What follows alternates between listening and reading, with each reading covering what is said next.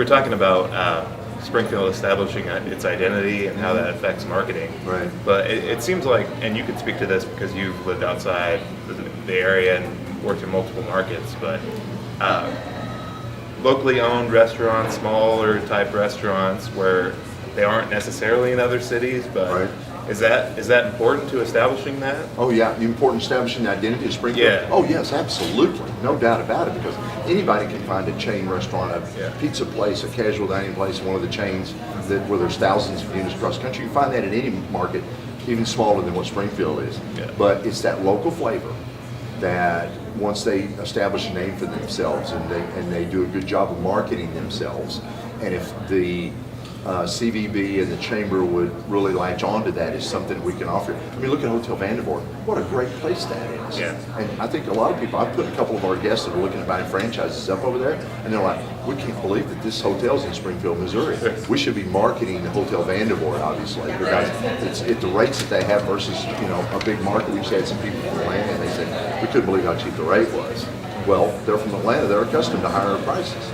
So I think that Springfield should market the fact that we have a lot of really great locally owned restaurants here who have a local flavor, who have some great chefs and some great owners. And I think the same thing goes with retail. You get your 5-pound apparel. Yeah. People like that, there's some really good stuff here. Mm-hmm. There really is. And Yeah. with the growth of downtown, the new lofts that are continually seem like they're building a new one. The Casino Group's building a new one over there. Sure. That's going to fill up. The commercial street growth. Yeah. I think any great city, especially smaller cities, which is what we are, its vibrancy is focused on how great the downtown is. When I lived here before, not so good. Now it seems to really be growing, and there's more people here. If you have the residents living downtown and the restaurants and the markets and retail to be able to service them, a good, vibrant downtown is really kind of the heartbeat of any good city. For sure. I agree with you on that. I mean, let's talk a little bit more about social media. You were saying it has not reached its tipping point, No. that there's more to be done. Yeah. I mean, what do you see people doing on social media? I've been hearing for a couple of years now, Facebook's dying. And then you turn right around and it's like, you know what, it's not dying. Yeah, there's people leaving Facebook and they're going to other forms of social media, but I don't see Facebook slowing down, but that's only one form of social media. Right. I've heard the same thing about that Twitter's on its death door, and yet you turn around and you look at our new president that used it to help get himself elected. Yeah. Whether you like it or not, I don't even want to go there. But I think that those social media platforms, if you look at the millennial generation, that grew up and adopted it the fastest because they're more tech oriented. They're interacting with it so much more than baby boomers, and then I think Generation Z is going to have a different approach to it, maybe getting back to more human interaction. But I think that there's new platforms coming that we don't know yet. I think there's inventors out there that are coming up with new social media platforms and new digital interactive platforms that we haven't seen yet that are coming down the pipe, whether it's 2017 or in the future. I don't know, but I think as those things evolve, there's going to be new ways for people to interact socially from a digital platform, and hopefully some of that will lead back to like what you and I are doing right now, is this human interaction thing. What about Uber? Is that important to you as far as the marketability of Springfield? Oh, absolutely. I thought, thank God they passed that. Yeah, I mean, I guess if I were a cab company owner, I'd have, but people adapt or die. Mm-hmm. And the cab companies will adapt and they'll be fine. So the ones that aren't strong enough won't make it.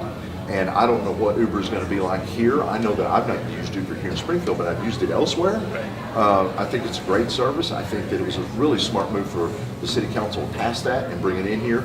It's another one of those things that helps make Springfield more of a true urban market. Mm-hmm. And we need to be adapting and adopting services like that for us to be able to move past this stage that we're in the middle of the Bible Belt and we're never going to get anywhere. Right. So I think that was a smart move, great move to do that. Okay. Jeremy, you got anything? Do anything. Oh yeah. Talk to me about that. Unless you don't want to. No, yeah. I mean, Inking just recently, the tattoo shop came out with that TLC promo. It's really damaged their reputation. It seems like. I don't think so. No, I disagree. I mean, Was that a bad move on their part? Well, I don't know. I mean, I think there's the old saying in the world of marketing and PR is there's not a bad thing as PR. There's bad PR. There's no such thing as bad PR. And I kind of agree with that. First of all, they got a show on TLC. That's pretty darn good, right? Okay.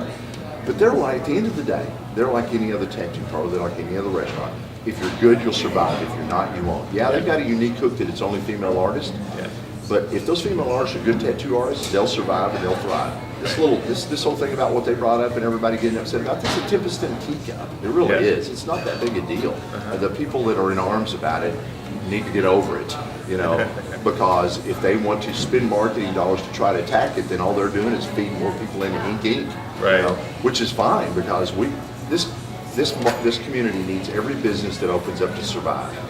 The ones that die off make it look like the whole city's dying off. Right. So we need to do everything we can to support any new business that comes here. Hey, listen, we want Big Whiskey's to continue to succeed. We're obviously going to, but that doesn't mean we hope that the next restaurant that opens fails down the road. We don't. It's like the Miracle Mile for car lots. Why do you think car dealers are all in the rows? Because they help feed off one another. Same thing with tattoo parlors. Same thing with restaurants. We need them all to survive. And you know what? Those girls will be fine.